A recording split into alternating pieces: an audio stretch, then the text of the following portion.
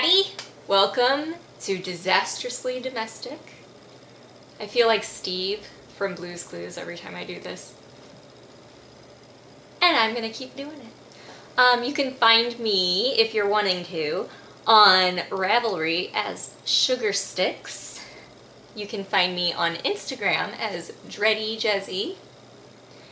And you can also join my Facebook page, Disastrously Domestic. All of that will be linked yonder. I've not been very busy. I've actually been sick. Everyone in my family's been sick. And some of us have gotten sick, recovered, and gotten sick again, my husband. And so it's been a lot of fun trying to recover. But I think I'm well enough to finally put my face back into the world. I haven't really accomplished much in terms of knitting or creating art, although I do have a few finished projects that I will show you later. But first, I really want to show you guys something because I'm super excited about it, and you can probably see it already because I'm wearing it, and it is this Granny Square top that just arrived in my mailbox today. It is from my favorite company, Black Milk Clothing. They're an Australian company, and you can buy from them via their website, blackmilkclothing.com. They have an Australian site which ships worldwide, and then they have a US site which is based out of LA, so it comes faster. And you don't have to pay crazy shipping prices and all that. So they are my favorite company. They are a luxury brand. I would definitely describe them as a luxury brand.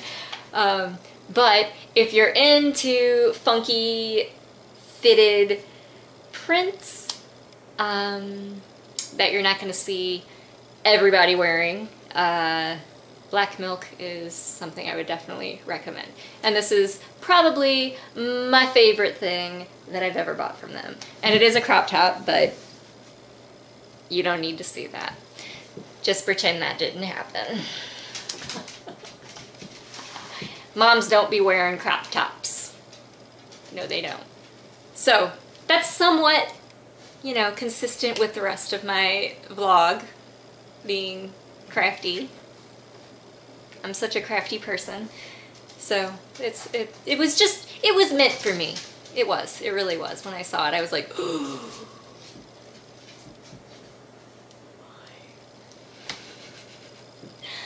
other things, you can see my lovely hole in the wall. We've had plumbing issues. Thankfully, we rent, so we're not paying for any of this, but we do have some very unsightly this happening. We've got some on the ceiling, we've got some under this window here, and on every floor. We're in a 3-floor townhome, and on every floor there's a nice hole in a wall somewhere. So that's a lot of fun, and yeah,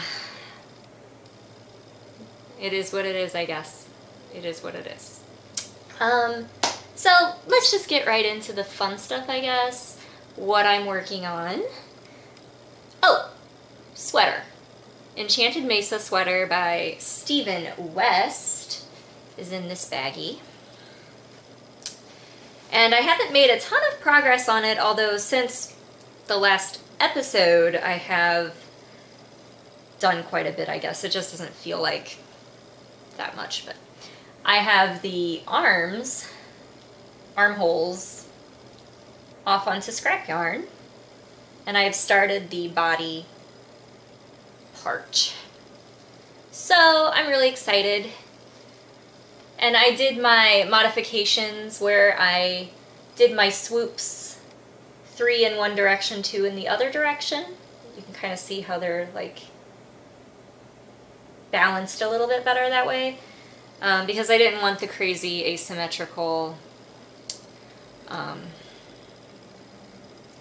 armholes like the actual pattern calls for. I'm just doing solid color for the lower half of the body, but I haven't decided about the arms. I may want to do some stripiness in the sleeves because I'm all about stripy sleeves right now. I don't know, the last sweater I knit also had stripy sleeves. Stripes are life. Okay, they're life. So there's that. I admit I have not really been working on it that much since I got to the boring stockinette body. The short row section on top goes so quickly and it's so super fun, and then you get to the stockinette and I'm just like, I ain't having it. I ain't having it. It's too boring. So we'll see how long that takes. At least with stripes, like, you change colors and it's not just gray. And gray is a very dull color. It's dull by definition. Gray. Dull. Other things that I'm working on. Socks. I picked up my Static Zing second sock.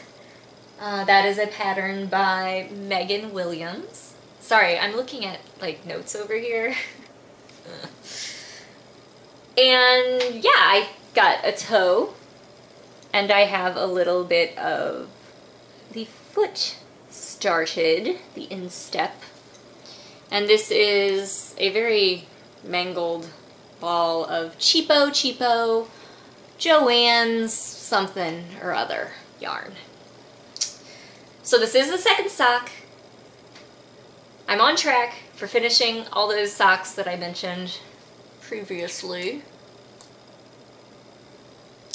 So yeah, but again, I don't want to work on it because it's boring, and so, you know, whatever.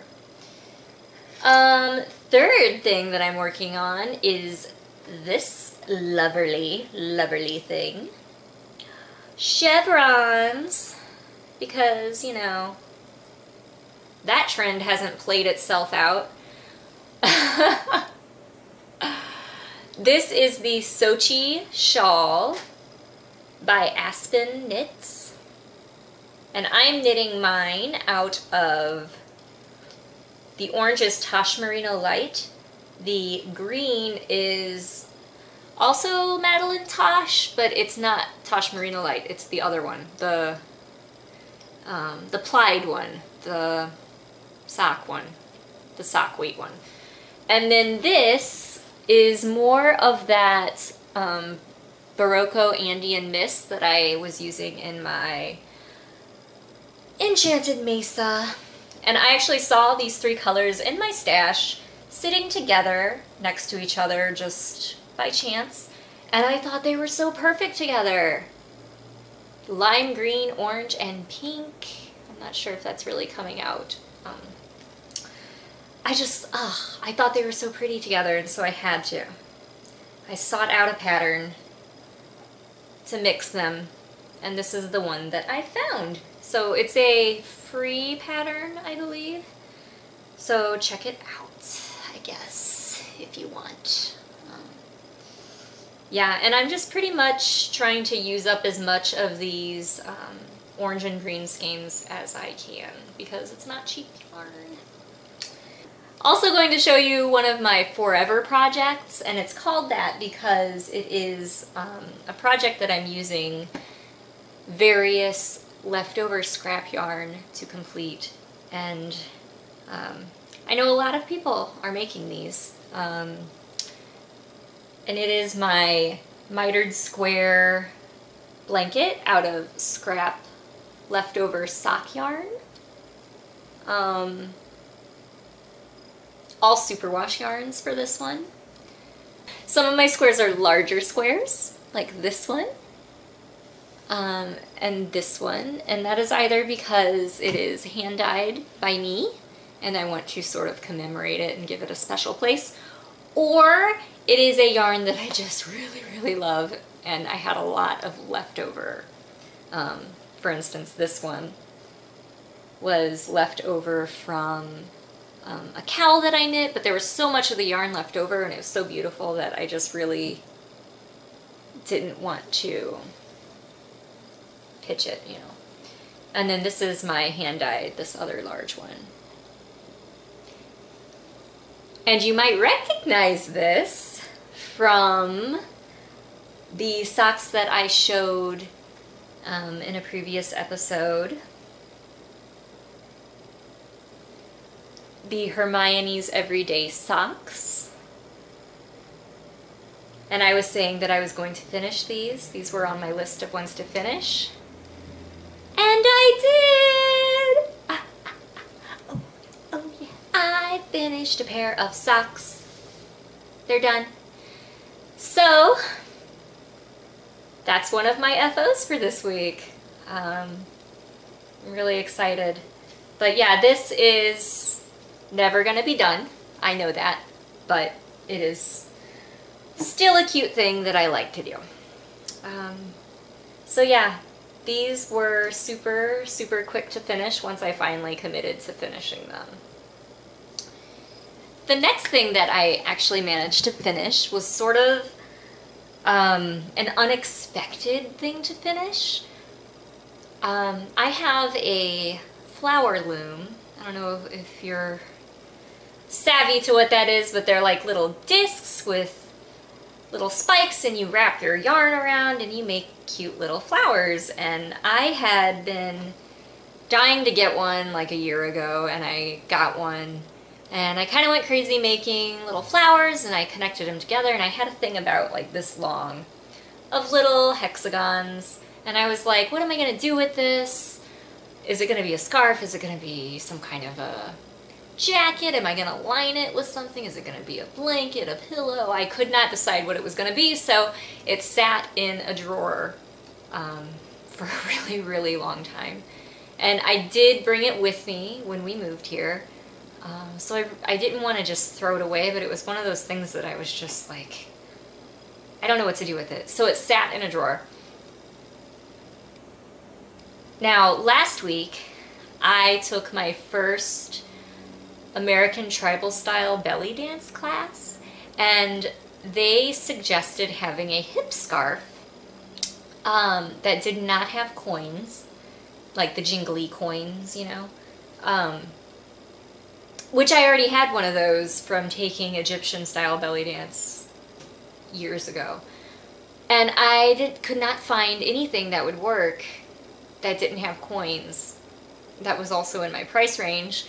So I start looking through all of my knitting projects, all of my FOs, all my shawls, because I thought maybe one of those, but I don't do things with fringe, so I was having a really hard time finding anything. And then I just happened, right before I was ordering something on Amazon, I looked through my drawers and I found my little, I'm not going to show you the whole thing yet, these little hexagons that had been stuck together. And I looked at it and I was like, And I wrapped it around my waist, and it was seriously the perfect size for my hips. Like, it fit perfectly. So I decided that I would finish off the upper edge with some single crochet just for a little more stability. And then I made all these little tassels, little fringy tassels, and connected them to the points of the lower hexies. And I made a very super simple crochet chain to connect it, so I can untie that. And it also adds a little fringy bit to it. And I wore this to my first class, and it was super cute, and I was very excited because I did not have to spend any money whatsoever. Yeah, I just felt so proud of myself for being so resourceful. Like, that's awesome. I rock. I'm not gonna model that for you. You've already seen enough midriff to last a lifetime, I'm sure. Other FOs, yes, there are more. This is kind of an FO. It's technically not an FO yet. I guess I should have maybe shown it a little bit earlier. But this is a weaving project of mine that I took off the loom just a little while ago. And it is warped with one of the Isager or Isage, I don't know how to pronounce that word, yarns. It's just a fingering weight wool. And then the weft yarn is a hand spun yarn that I created a few years ago. But the issue with it is that while the yarn that I spun was beautiful, it has a very high mohair content. And since giving birth, I have developed a mohair allergy. I spun this before I was pregnant, and I had no problem with it. And it sat for a long time, and then after I had my son, I started to really become sensitive to mohair. I can touch it just fine. Like, if I wear it, I will get a rash, and my eyes will start watering. Like, I will probably have watery eyes later today from handling this, but I decided to weave it because with weaving you don't have to handle the fiber itself as much as you would with knitting. But I made a small square. I have a lot of this yarn left over that I'm just not gonna use. I'm not even sure where it is. But basically I'm probably gonna turn this into some kind of a wall hanging or something. I added these different edge treatments. They're all different lengths. Thought that looked cool. And I will probably embroider something on this. I don't know what. It's going to be hanging on the wall at some point, somewhere, someday. So yeah, that's a fun thing. I have one more adorable thing to show you. It is this pot holder that is not my FO alone. I made this together with my son, Warren. I bought him a Schilling brand metal pot holder loom. I chose it because it was metal and durable, unlike the plastic POSs that Joann is selling for like $20 right now. Like, seriously? Seriously? I'd rather get a metal one for $15. And it comes with cotton loops, which get kind of like frayed because, like, you know, whatever. But it's nice because they're 100% cotton if you're into using only natural fibers. Like, maybe you get squicked out by the nylon, I don't know. And I actually feel like the 100% cotton works a little better. It feels a little nicer. But I will say that my son is 5 years old and he has some trouble with force and like applying pressure. He has a hard time using pencils because his pressure is so light, and I mean, we're working on it. This is a good practice, but we did end up getting some nylon loops, and he has had a much easier time stretching those because they're a lot more stretchy than cotton, which, I mean, makes sense. But yeah, I love it. It's just so cute. I remember making these when I was little, so I get all nostalgic, and it was fun to share that with him. Even though his attention span was such that this took a few days to finish.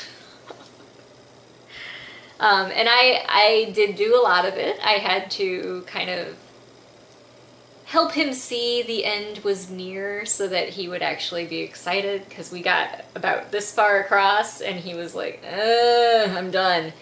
So once I started to like bind it off for him, he was like super excited, and we baked cupcakes and we used this to take them out of the oven, and he was really excited. So yeah, that's kind of all that I have. I am still planning to do a thrift haul video. I have quite a few things collected from January and now February that I would like to show, because it's fun to see what people get at the thrift shops. There's another really fun video that I think we're going to do very soon. I've seen these boyfriend does my makeup videos all over YouTube, and I've seen some husbands do makeup videos. So I think it would be really funny to have Max do my makeup. So that might be on the way too. We'll see. We'll see if I can get him to do it. We'll see. Okay, well, I guess that's it. I hope you all have a wonderful whatever this is. Monday, Tuesday, Wednesday, Thursday, Friday, Saturday, Sunday. Ugh. And that's just great. That's just lovely. Goodbye.